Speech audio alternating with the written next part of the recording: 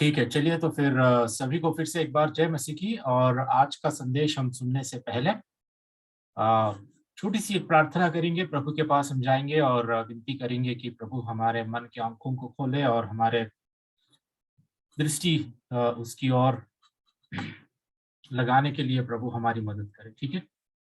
प्यारे पिता, हम तेरा धन्यवाद करते हैं, इस सुंदर समय तूने हमें दिया कि तेरे वचन को हम फिर से एक बार सीखने की कोशिश करें।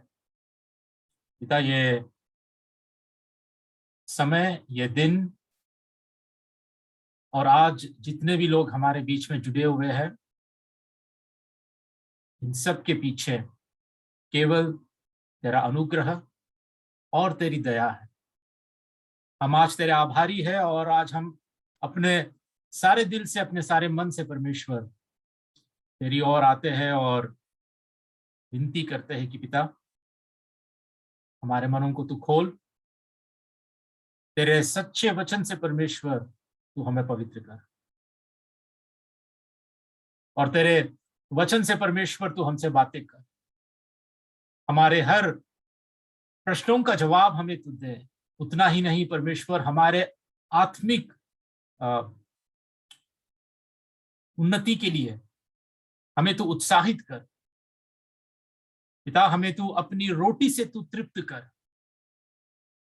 हमसे तू बात कर और अपनी सच्चाई में तू हमें ले चल, क्योंकि केवल तेरा वचन ही परमेश्वर हमें उस सच्चाई में ले जाता है, उस सच्चाई को हम पर प्रकट करता है। हमारी मदद कर, सहायता कर। आज इस समय को तेरे चरणों में हम रखते हुए इस छोटी सी प्रार्थना यीशु मसीह के नाम से हम मांगते हैं, आमीन।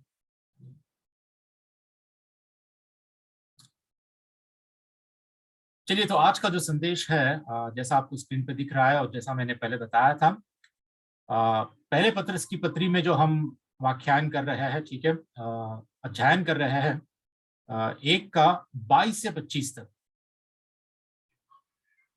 और आज उसी संदर्भ में जो टॉपिक है वो है सत्य द्वारा पवित्र किया जाना। ठीक है, सत्य द्वारा पवित्र किया जाना, made Holi by the truth. ये जो 3 वचन आज हमारे आगे है, उनमें से मैं आज शायद हो सकता है सिर्फ हम पहले एक वचन को ही हम देख पाए, जितना समय हमारे पास है। हम कोशिश करेंगे कि हम इस वचन के आधारित आज का जो अंश है उसको समझने की। ठीक है, मैं पढ़ रहा हूं 1 पत्रस का 1, 22 से 25 तक। ऐसा लिखा है वचन, ऐसा हमें सिखाता है, अतः जबकि तुमने भाईचारे के निष्कपट प्रेम के निमित्त सत्य के मानने से अपने मनों को पवित्र किया है, तो तन मन लगाकर एक दूसरे से अधिक प्रेम रखो, क्योंकि तुमने नाशवान नहीं पर अविनाशी बीज से परमेश्वर के जीविते और सदा सदा ठहरने वाले वचन के द्वारा नया जन्म पाया है। क्योंकि हर एक प्राणी घास के समान है और उसकी सारी शोभा घास के फूल के समान है। घास सूख जाती है और फूल झड़ जाता है, परंतु प्रभु का वचन युगानुयुग स्थिर रहता है। और यह ही सुसमाचार का वचन है जो तुम्हें सुनाया गया था। ठीक है, यह है पहले पत्रस का 1 का 22 से 25 तक। तो आज हम इस 22 वचन को, ठीक है, इस 22 वचन को हम देखेंगे। हमारे पास समय नहीं है कि हम 23, 24 और 25 को भी देखें, लेकिन मैं चाहता हूं कि आज आप ध्यान से सुने। ये वचन के आधारित परमेश्वर हमसे क्या बात कर रहा है और हमें क्या सिखाना चाहता है। तो ठीक है, आगे बढ़ते हैं। 22वां वचन, ठीक है, 22वां वचन ऐसा ऐसा कहता है कि अतः जबकि तुमने भाईचारे के निष्कपट प्रेम के निमित्त सत्य के मानने से अपने मनों को पवित्र किया, तो तन मन लगा के एक दूसरे से अधिक प्रेम रखो। जरूरी बातें यहां पर मैं आपको बता देना चाहता हूं। पहली बात, भाईचारे के निष्कपट प्रेम। उसके बाद, सत्य के मानने से मनों को पवित्र किया है, तन मन लगाकर एक दूसरे से अधिक प्रेम रखना। ठीक है, इन सारी बातों को आपके आगे मैं रखना चाहता हूं एक के बाद एक। सबसे पहली बात, भाईचारे के निष्कपट प्रेम। ठीक है, एक विश्वासी के जीवन में ये भाईचारे के निष्कपट प्रेम की उत्पत्ति, या ऐसा प्रेम जो कपट रहित है, जिसमें कोई कपट नहीं है, ऐसा निष्कपट प्रेम, वचन हमें यहां पर ऐसा सिखाता है कि ये प्रेम सत्य को मानने का परिणाम है। ठीक है, भाईचारे के निष्कपट प्रेम के निमित्त हमने सत्य को माना है, जिसके द्वारा हमारे मनों को पवित्र किया गया है। ठीक है, तो पहला पॉइंट, पहली बात, पहली सच्चाई यहां पर हमें यह सीखना है कि सत्य को मानने का परिणाम है भाईचारे का निष्कपट प्रेम। ये नहीं है कि हमने निष्कपट प्रेम किया है किसी से, इसीलिए हम हमारे मनों को पवित्र किया है, नहीं, इसका परिणाम है ये। ठीक है, आगे चल के आपको और भी मैं दिखाऊंगा कि हम इसको कैसे समझ पाए। ठीक है, तो पहली बात यहां पर है कि निष्कपट प्रेम, और ये निष्कपट प्रेम सत्य को मानने का परिणाम है। ठीक है, उसके बाद सत्य के मानने से, सत्य के मानने से, अब ये सत्य क्या है, ये सच्चाई क्या है, जिसको इंग्लिश में ओबेइंग द ट्रूथ, ठीक है, अगर ट्रांसलेट करने से, हम सत्य को हमने माना है, या सत्य के लिए हम आज्ञाकारी बने हैं। We obeyed the truth. ठीक है, ये सत्य को मानने से हमारे जीवन में क्या होगा। लेकिन उससे पहले हमें यह जानना जरूरी है कि कौन सी सच्चाई के बारे में यहां पर वचन में पत्रस लिख रहा है। ठीक है, ये जो सत्य यहां पर है, ये जो सत्य यहां पर है, ये कौन सी सच्चाई के बारे में हमें यहां पर सिखा रहा है। ठीक है, किस सच्चाई को मानने से, आपके आगे दो बात मैं रखने वाला हूं। ठीक है, एक तो है व्यवस्था, व्यवस्था की सच्चाई, और दूसरी बात सुसमाचार की सच्चाई। व्यवस्था की सच्चाई, जो व्यवस्था हमें मूसा से मिली है, जो पुराने नियम में जो सच्चाई है, जो व्यवस्था हमें सिखाई है, वो व्यवस्था की सच्चाई जिसमें परमेश्वर ने आज्ञा दी है कि तू अपने प्रभु परमेश्वर से अपने सारे मन से, अपने सारे बुद्धि से, अपने सारे ज्ञान से, अपनी सारी सामर्थ्य से तू उसको प्रेम कर, और अपने पड़ोसी को भी अपने समान प्रेम कर। ये व्यवस्था की जो सबसे बड़ी आज्ञाएं है, क्या ये सच्चाई को मानने से हमारे मनों को हमने पवित्र किया है? क्या व्यवस्था की सच्चाई के बारे में, इज इट द लॉ?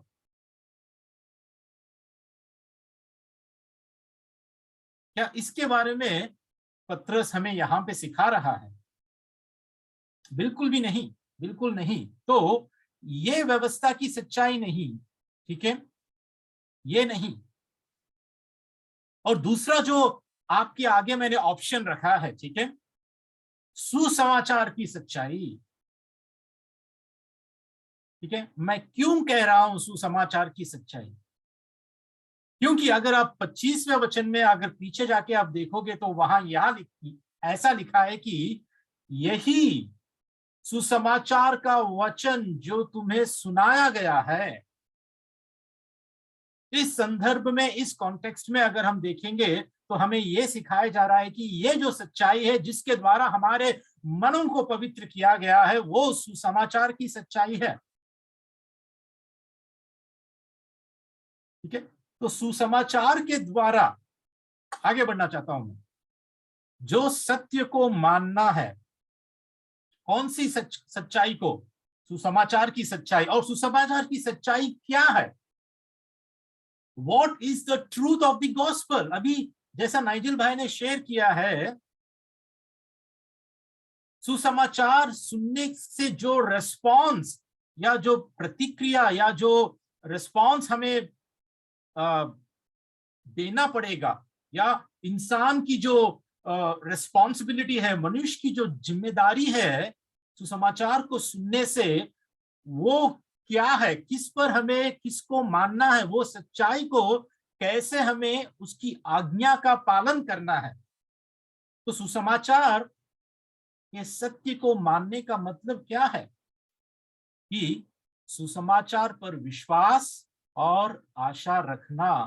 ठीक है, ये दोनों बातें, विश्वास और आशा, पहले पत्रस की इस पत्री में हमने कई बार अभी तक विश्वास और आशा, फेथ एंड होप, ये दोनों शब्दों के बारे में, इन दोनों बातों के बारे में हमने सीखा है।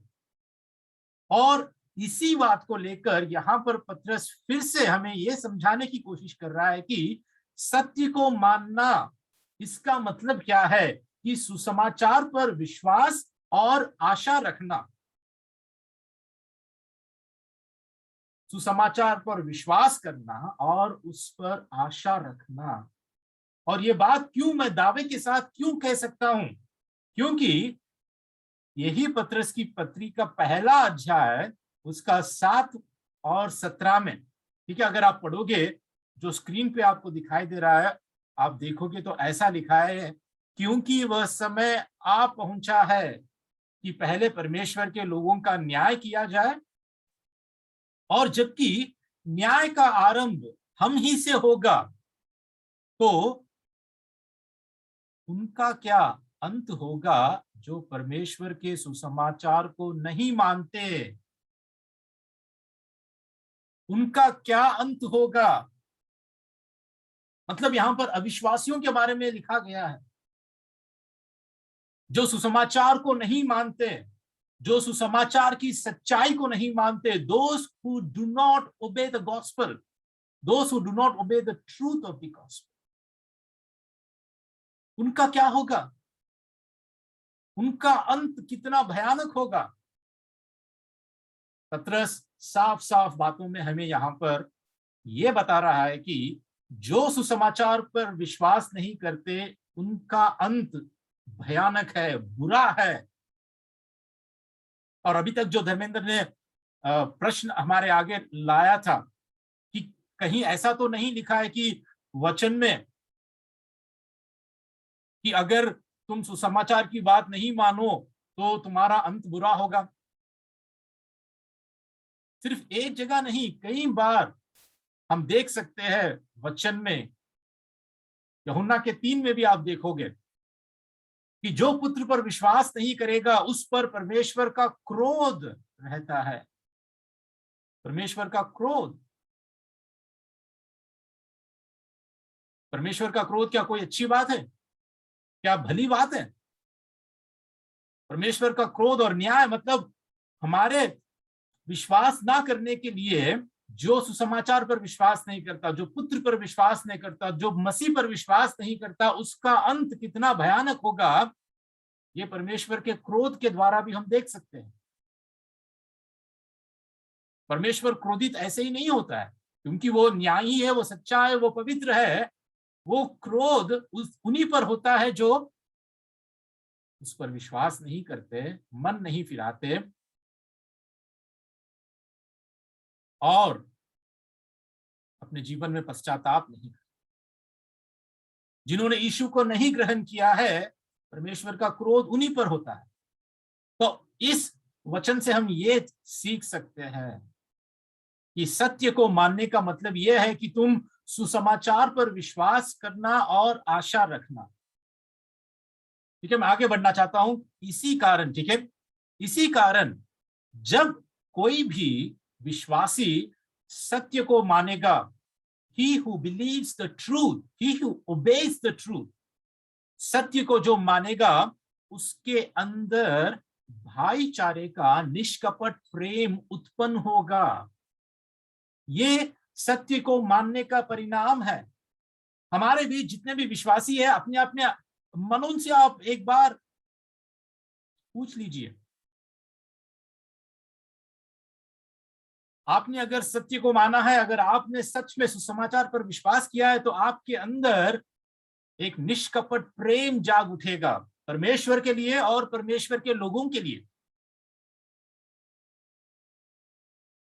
क्या ऐसा निष्कपट प्रेम आपके मन में जागृत हुआ है, उत्पन्न हुआ है?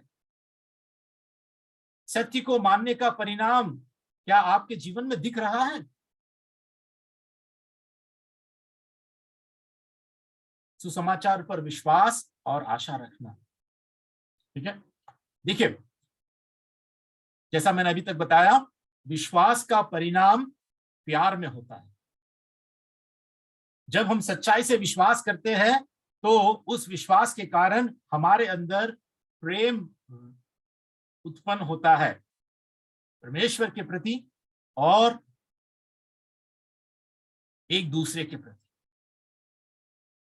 और इसका एक आपको और एक वचन से मैं आपको दिखाना चाहता हूं कि कैसे पौलुस भी कैसे कहता है। जब वो तीमुथियुस को लिखता है तो पौलुस ये बातें लिखता है। ठीक है, पहले तीमुथियुस का 1:5 पौलुस ये कहता है कि आज्ञा का सारांश यह है कि शुद्ध मन और अच्छे विवेक और निष्कपट विश्वास से प्रेम उत्पन्न हो।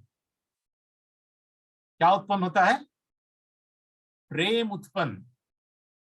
अगर इसको कॉन्टेक्स्ट में, अगर संदर्भ में मैं आपको बताऊं तो 1:5 में तो ऐसा लिखा है, लेकिन 1 2 3 4 अगर आप पढ़ोगे वहां पर, तो पौलुस आज्ञा देता है। यह कहता है तीमुथियुस को कि एफेसिस को तो एफेसिस की जो कलीसिया है, उस कलीसिया के बीच तू आज्ञा दे। ये आज्ञा दे कि थोड़े झूठे शिक्षक हैं जो झूठा प्रचार कर रहे हैं, उनके प्रति तू आज्ञा दे। और बाद में अंत में यहाँ 5 में आकर ऐसा कहता है कि आज्ञा का सारांश, मैंने जो आज्ञा दिया है वो आज्ञा का सारांश यह है कि शुद्ध मन और अच्छे विवेक और निष्कपट विश्वास से तुम्हारे बीच में एक दूसरे के प्रति प्रेम उत्पन्न होना चाहिए, प्यार उत्पन्न होना चाहिए। तो क्या सच में आज हमारे बीच में यह प्रश्न है, अगर हमने सच में आज्ञा को मानी है, अगर हमने सत्य को माना है, तो हमारे मन में सच में, हमारा मन पहले तो देखिए यहां पर, पहले तो हमारा मन शुद्ध हुआ है, हमारा विवेक भी पवित्र किया गया है, और जो विश्वास हमें दिया गया है वो निष्कपट विश्वास का परिणाम प्यार। ये प्रेम क्या सच में हमारे जीवन में उत्पन्न हुआ है? हमारे बीच एक दूसरे के प्रति उत्पन्न हुआ है? ये हमें जानने की, परख लेने की आवश्यकता है। सोच के देखिए, अपने आप को परख के देखिए कि क्या सच में मेरे हृदय में परमेश्वर के प्रति और एक दूसरे के प्रति ऐसा प्रेम, निष्कपट प्रेम, ऐसा प्रेम सच में उत्पन्न हुआ है? ऐसे प्रेम से हम दूसरों को, एक दूसरे को हम प्रेम कर रहे हैं?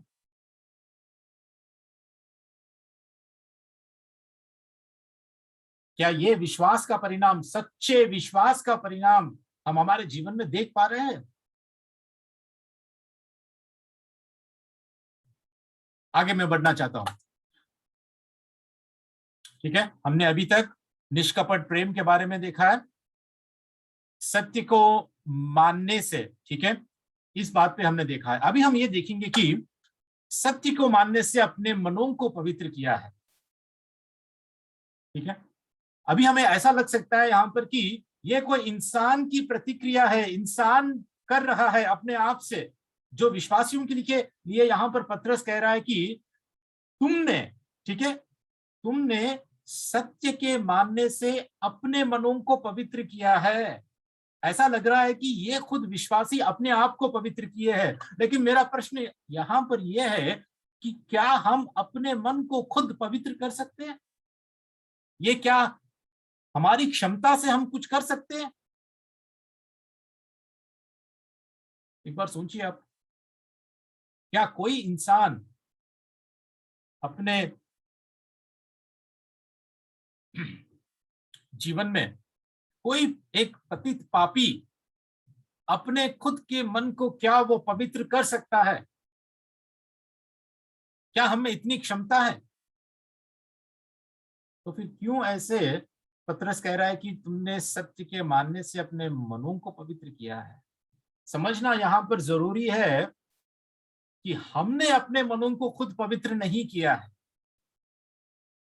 हमने क्या किया है, या जो विश्वासियों के लिए यह लिखा गया है उन्होंने क्या किया है पतरस के दिनों में? उन्होंने सिर्फ और सिर्फ सत्य को माना है। दे ओबेड द ट्रूथ। ये हमारी जिम्मेदारी बन जाती है जब हमने सुसमाचार की उस बुलाहट को हमने सुना है। परमेश्वर ने बुलाया है, उस प्रभावशाली बुलाहट से परमेश्वर ने हमें बुलाया है, लेकिन आज हमारी जिम्मेदारी क्या है कि हमें उस सत्य को, उस सुसमाचार पर विश्वास और आशा रखना, उस सत्य को हमें मानना है। We have to obey it. और उसके चलते, ठीक है, वो सत्य के कारण, सत्य हमें पवित्र किया है। सत्य, the truth sanctifies us, the truth purifies us। ये हमें जानना जरूरी है दोस्तों। हम अपने खुद के कार्यों के द्वारा या खुद की योग्यता के द्वारा हम कभी अपने मनों को कभी पवित्र नहीं कर सकते। सुसमाचार की सच्चाई है, सत्य है, जो वचन की सच्चाई है, वो हमें पवित्र कर। ये बात हमें समझना बहुत जरूरी है, ठीक है। सत्य हमें पवित्र करता है, लेकिन कब पवित्र करता है? सत्य हमें कब पवित्र करता है? Only when we obey it. सुसमाचार की जो सच्चाई है, जैसे पतरस यहां पे अभी तक हमने देखा 4:17 कि जो सुसमाचार को नहीं मानते उनका अंत कितना बुरा होगा, कितना भयानक होगा। सत्य को मानना, सुसमाचार को मानना, ठीक है, सत्य हमें पवित्र करता है। और ये निर्धारित मैं और एक वचन से भी मैं आपको करने वाला हूं। जब खुद यीशु मसीह ने, ठीक है, यीशु मसीह ने यूहन्ना के 17 में क्या कहा? सत्य के द्वारा उन्हें पवित्र कर। मसीह अपने चेलों के लिए प्रार्थना कर रहा था यूहन्ना के 17 में, और वहां ये कहता है कि पिता, सत्य के द्वारा उन्हें पवित्र कर, तेरा वचन सत्य है, तेरा वचन सत्य है। तो हमें क्या पवित्र करता है? हम खुद नहीं, परमेश्वर का वचन है जो हमें पवित्र करता है। कब? जब हम उस वचन को मानते हैं, उस सुसमाचार के वचन को, उस सुसमाचार की सच्चाई को जब हम मानते हैं। ध्यान से सुनिए, परमेश्वर है जो हमें चुना है, परमेश्वर है जो हमें बुलाता है, परमेश्वर का पवित्र आत्मा है जो हमें हमारे मुर्दों में से, जब हम मरी हुई दशा में हम थे, तब वो हमें जागृत करता है, मतलब हमारा पुनरुत्थान परमेश्वर करता है। He regenerates us। उस मरी हुई दशा में से परमेश्वर हमें उठाता है, हमें जिलाता है, हमें जिंदा करता है, और तभी हम इस लायक, इस योग्य बनते हैं कि हम विश्वास करें, पश्चाताप करें। लेकिन करना किसको है? मुझको, आपको। ये हमारी जिम्मेदारी है। करना किसको है? मानना किसको है? आज्ञा का पालन किसको करना है? आपको और मुझको। परमेश्वर नहीं करेगा। और जब हम करेंगे, हमारी जिम्मेदारी ये हो जाती है कि हम विश्वास करें, हमारी जिम्मेदारी होती है कि हम मन फिराए, हमारी जिम्मेदारी बन जाती है कि हम सत्य को माने। आशा करता हूं कि ये बात आपको समझ में आ रही है। और वो सत्य, वो परमेश्वर का वचन, जो वो सुसमाचार का वचन जो हमें सिखाया गया है, सुनाया गया है, वो हमें पवित्र करता है, वो हमें पवित्र करता है। ये बात हमें समझना जरूरी है, ठीक है। तो आखिर में क्या कह रहा है पतरस यहां पर? तो तन मन लगाकर, ठीक है। मैं एक्चुअली आगे बढ़ने से पहले, ठीक है, आगे बढ़ने से पहले ये वचन को, तन मन लगाकर एक दूसरे से अधिक प्रेम रखो, इसको और थोड़ा सा मैं आपको एक्सप्लेन करने से पहले थोड़ा सा और भी, सत्य हमें पवित्र करता है जब हम उसको मानते हैं। और यही निवेदन, ठीक है, ऐसा निवेदन कि सच को मानो, सुसमाचार पर विश्वास करो, यही निवेदन पौलुस जब कुरिन्थियों को लिखी हुई पत्री में, दूसरी पत्री में, उसका 5वां अध्याय और 20वें वचन में, ठीक है, पौलुस आग्रह करता है, निवेदन करता है। पता है क्या कहता है? दूसरे कुरिन्थियों का 5:20 में, इसीलिए हम मसीह के राजदूत हैं, मानो परमेश्वर हमारे द्वारा विनती कर रहा है। हम मसीह की ओर से निवेदन करते हैं कि परमेश्वर के साथ मेल मिलाप कर लो, ये सुसमाचार के वचन पर विश्वास करो, इसको मानो। आज हमारे सुसमाचार सुनाने का भी यही उद्देश्य है, यही कारण है। हम क्यों भटके हुए जो पाप में जीवन जी रहे हैं, जो अंधकार में है, उनको क्यों हम सुसमाचार सुना रहे हैं? यही कारण है कि जब तक कोई भी सुसमाचार को नहीं मानता, वो नाश हो जाएगा, वो अनंत काल के विनाश में पहुंचेगा, अनंत काल के उस अंधकार में पहुंचेगा। और इसीलिए पौलुस यहां पर आग्रह कर रहा है, निवेदन कर रहा है, कि कह रहा है कि हम परमेश्वर के राजदूत हैं, मानो ऐसा कि परमेश्वर ही हमारे द्वारा आपसे बातें कर रहा है। और ये कह रहा है कि हम मसीह की ओर से निवेदन करते हैं कि परमेश्वर के साथ मेल मिलाप कर लो, परमेश्वर के साथ मेल मिलाप कर लो। कैसे? सत्य को मानकर, by obeying the truth, by obeying the truth. ठीक है, आखिरी बात यहां पर जो है, जो तो तन मन लगाकर एक दूसरे से अधिक प्रेम रखो। तन मन लगाकर, अपने सारे तन मन से एक दूसरे से अधिक प्रेम रखो। यह कब मुमकिन है, यह कब हो सकता है? जैसा मैंने अभी बताया, विश्वास के द्वारा ही हमारे जीवन में प्रेम उत्पन्न होता है। प्रेम उत्पन्न होना ये सच्चाई को मानने का परिणाम है। जो सच में सुसमाचार की सच्चाई को जिसने माना है, जिसने विश्वास किया है, उसके जीवन में वास्तविकता में ये प्रेम नजर आता है, ये प्रेम दिखता है।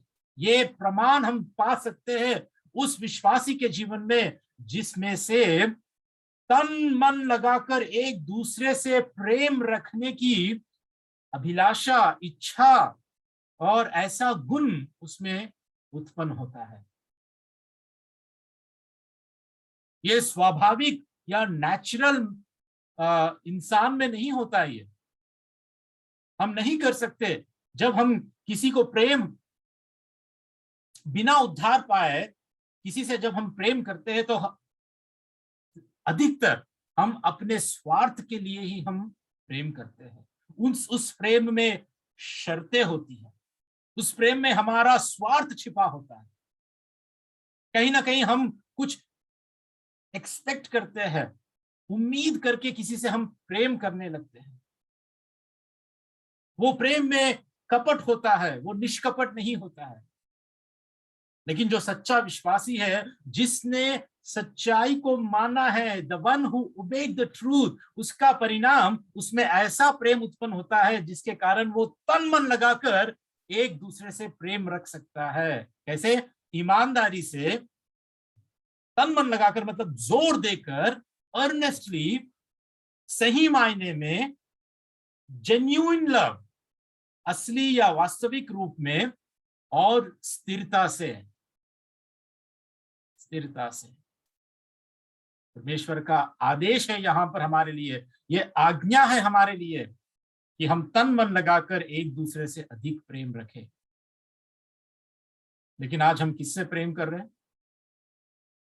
सोचिए एक बार कि सच में क्या हम तन मन लगाकर अपनी कलीसिया के बीच में, अपने लोगों के बीच में, या अपने परिवार से, या अपने संगति के बीच से, विश्वासियों के बीच में, क्या सच में हम लोग इस रीति से प्रेम रख रहे हैं, रख पा रहे हैं? अगर नहीं तो क्यों नहीं? क्योंकि हमने सत्य को नहीं माना। That is the only reason. हमने आज तक परमेश्वर के सुसमाचार की जो सच्चाई है उसको अभी तक, आज तक पूरी रीति से हमने नहीं माना। We did not obey the truth of the gospel। और जिसके कारण आज हमारे अंदर वो सच्चा प्रेम जागृत नहीं है, उत्पन्न नहीं हुआ है।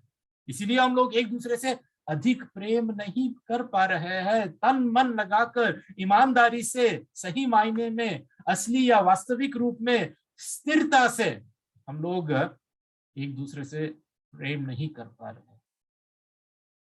प्रभु ने कहा, मेरे चेले होने का क्या प्रमाण है? लोग तुम्हें कैसे जानेंगे कि तुम मेरे चेले हो? जब तुम एक दूसरे से प्रेम रखो। लेकिन आज हो क्या रहा है पता है? हम एक दूसरे से, छोड़ो वो बात को, छोड़कर हम खुद अपने आप से प्रेम करना ज्यादा चाहते हैं। अपने आप से ही सेल्फ लव, सेल्फ सेंटर्डनेस, हम अपने वस्तुओं से, हम अपने खुद के शरीर से, हम इस दुनिया से, दुनियादारी से, दुनिया की वस्तुओं से, या मान सम्मान से, या सेविकाई से, या हमारे धन दौलत से, हमारे ऐश और आराम से, हमारे कंफर्टेबल लाइफ से, कि हम थोड़ा भी हटना नहीं चाहते, थोड़ा भी हम अनकंफर्टेबल फील होना नहीं चाहते। वो कंफर्ट जोन में ही हम जीवन बिताना चाहते। हमारे मोबाइल, हमारा सेलफोन ही हमारे लिए आज इतना प्रेम से भरी हुई वस्तु बन चुका है। We love our own cell phones। इतना हम प्रेम रखते हैं, है ना? परमेश्वर का वचन कहता है, 1 यूहन्ना 2 अध्याय, ठीक है, 1 यूहन्ना का 2:15, तुम ना तो संसार से और ना संसार में की वस्तुओं से प्रेम रखो। यदि कोई संसार से प्रेम रखता है तो उसमें पिता का प्रेम नहीं है। पिता का प्रेम हमें कब आएगा? जब हम सत्य को मानेंगे, उस समाचार की सच्चाई को हम मानेंगे, तभी जाके पवित्र आत्मा हमारे अंदर निवास करने के लिए हमेशा हमेशा के लिए आएगा। और जब पवित्र आत्मा हमें दिया जाएगा, पवित्र आत्मा के द्वारा ही, रोमियों के 5 में अगर आप देखोगे तो आपको पता चलेगा कि परमेश्वर का प्रेम हमारे अंदर डाला जाएगा, और तभी हम एक दूसरे से अधिक प्रेम कर पाएंगे। वरना जो इस संसार से प्रेम रखता है उसमें पिता का प्रेम नहीं है। साफ साफ वचन हमें सिखाता है। अगर आज भी आपके लिए ये एक परीक्षा है, ये एक टेस्ट है, सुनिए दोस्तों, कि आज भी अगर आप इस संसारिकता में डूबे हुए हैं, संसार में ही अगर आप फंसे हुए हैं, अपने फोन से ही, अपने खुद से ही, अपने आदतों से ही, अपने वस्तुओं से ही, अपने धन दौलत से ही, अगर किसी इंसान से ही अगर आप प्रेम कर रहे हो,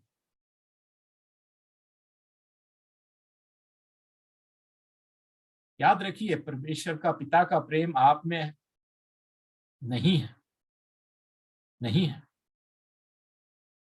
और अंत में इसी यूहन्ना के दूसरे अध्याय में, ठीक है, 5 और 6 में यूहन्ना ऐसा कहता है कि पर जो कोई उसके वचन पर चले उसमें सचमुच परमेश्वर का प्रेम सिद्ध हुआ है। वचन पर चलने का मतलब क्या है? वचन पर चलने का मतलब वचन की आज्ञा का पालन तुम कर रहे हो।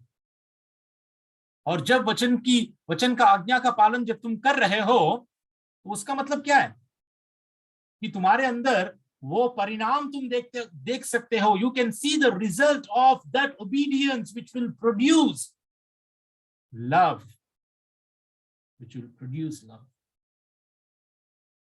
और क्या कह रहा है? सचमुच परमेश्वर का प्रेम उसमें सिद्ध हुआ है। इसी से हम जानते हैं कि हम परमेश्वर में हैं। आखिरी वचन में पढ़ के समाप्त करूंगा, 2:6। जो कोई यह कहता है कि मैं उसमें बना रहता हूं, उसे चाहिए कि आप भी वैसा ही चले जैसा वह चलता था। जो कोई ये कहता है, ठीक है, जो कोई ये कहता है कि मैं उसमें बना रहता हूं। कल के दिन धर्मेंद्र ने मुझे कॉल किया था और धर्मेंद्र एक किताब पढ़ रहा था और धर्मेंद्र ने पूछा, भैया ये क्या है, मुझे ठीक से समझ में नहीं आया। मैंने क्या क्या हुआ है, कौन सी बात तुम्हें समझ में नहीं आई? धर्मेंद्र ने कहा कि भैया देखिए इसमें ऐसा लिखा है, ये लोग दावे के साथ कहते हैं कि हम परमेश्वर को जानते हैं, पर इनके कर्मों के द्वारा और इनके आचरण के द्वारा ये परमेश्वर का इनकार करते हैं। ये कैसे लोग हैं? तो फिर मैंने एक्सप्लेन किया कि ये परमेश्वर के वचन में ऐसा लिखा है, उस किताब में जो लिखा है वो वचन के सहारे वो हमें सिखाना चाहता है, जो भी वो लेखक है, कि मसीह जगत में ऐसे कई लोग हैं जो दावा करते हैं कि मैं मसीही हूं, मैंने पवित्र आत्मा को पाया है, मैंने उद्धार को पाया है, मैंने ये किया है, मैंने वो किया है, मैं सेविकाई कर रहा हूं, मैं इतने भले भले काम कर रहा हूं, मैं ऐसा प्रचार कर रहा हूं, मैं वो कर रहा हूं, ये कर रहा हूं, मैं एक मसीही हूं। कहने के लिए परमेश्वर को मैं जानता हूं, ये दावा तो करते हैं, परंतु उनके कर्मों के द्वारा या उनके काम या उनके आचरण या उनके व्यवहार या उनके लाइफस्टाइल, उनके बोली या उनके जीवन के व्यवहार के द्वारा वो परमेश्वर का इनकार करते हैं।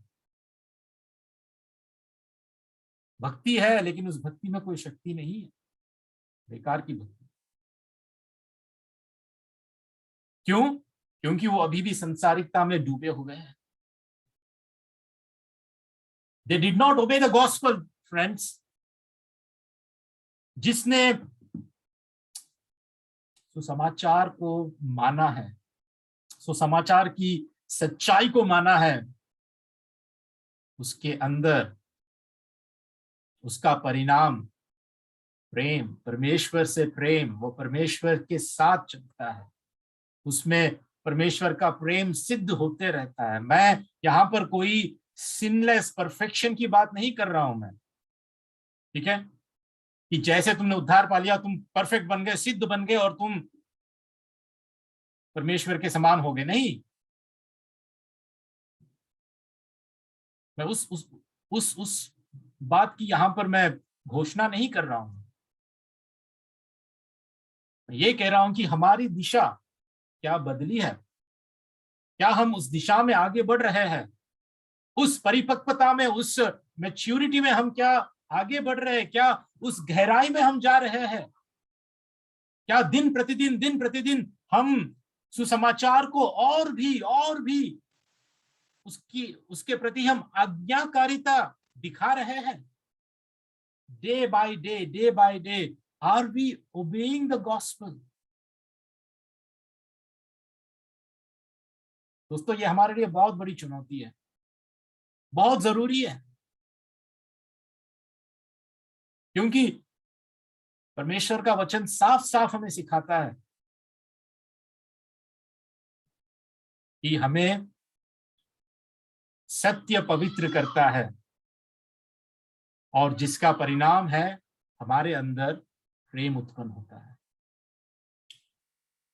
मैं उम्मीद करता हूं कि आज का वचन आपको शायद कहीं ना कहीं काटा भी होगा, कहीं ना कहीं आपको कुछ चुभा भी होगा, कहीं ना कहीं आपको कुछ तकलीफ भी हुई होगी, लेकिन परमेश्वर का धन्यवाद, अगर ऐसा होता है तो सच में याद रखिए कि पवित्र आत्मा ही आपको वचन के सहारे आपको मना रहा है। पवित्र आत्मा ही, परमेश्वर का आत्मा ही आपसे बात कर रहा है। आपको कहीं ना कहीं अगर इस वचन से चुनौती मिल रही है तो प्रभु का धन्यवाद, प्रभु की महिमा हो, प्रेज द लॉर्ड। और मैं चाहता हूं कि आप उत्साहित हो, आप इस वचन को पकड़े, थामे, सुसमाचार की सच्चाई को आप माने, विश्वास करें, मन फिराए संसारिकता से, संसार के इस प्यार से आप छुटकारा पाए। And there is only one way, there is only one way. सुसमाचार की सच्चाई को आप मानना चाहिए। ठीक है, प्रभु इन बातों को आशीष दे। हम यहीं पे समाप्त करेंगे छोटी सी एक प्रार्थना करके।